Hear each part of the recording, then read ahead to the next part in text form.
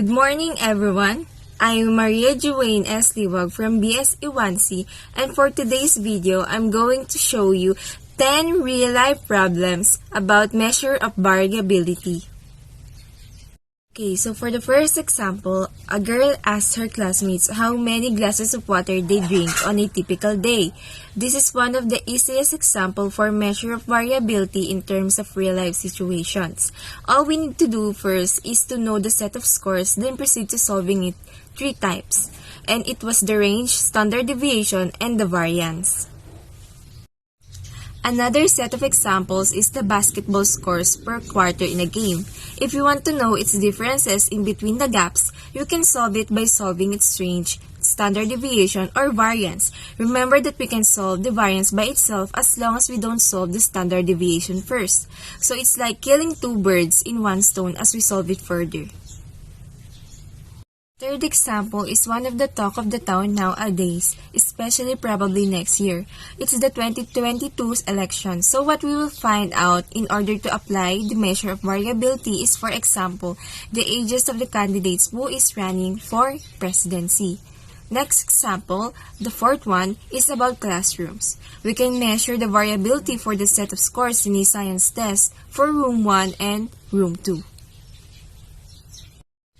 The fifth one, still based on real-life situation, is the temperatures for the first half of the year for Antelope, Montana and Augusta, Maine, which is probably 2 opposite poles. Another one on our list is the average wind speeds for several cities in Pennsylvania. 7th example is also one of the easiest examples is the number of golf courses in the Philippines.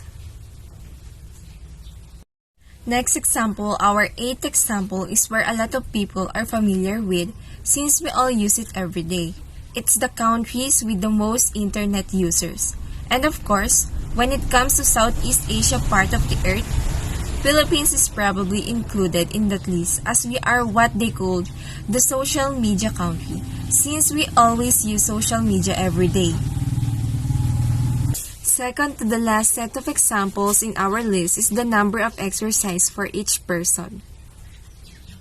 And the last one for the set of real-life situations, for example, is the heights of several types of palm trees in feet, wherein it is 40, 25, 15, 22, and 50.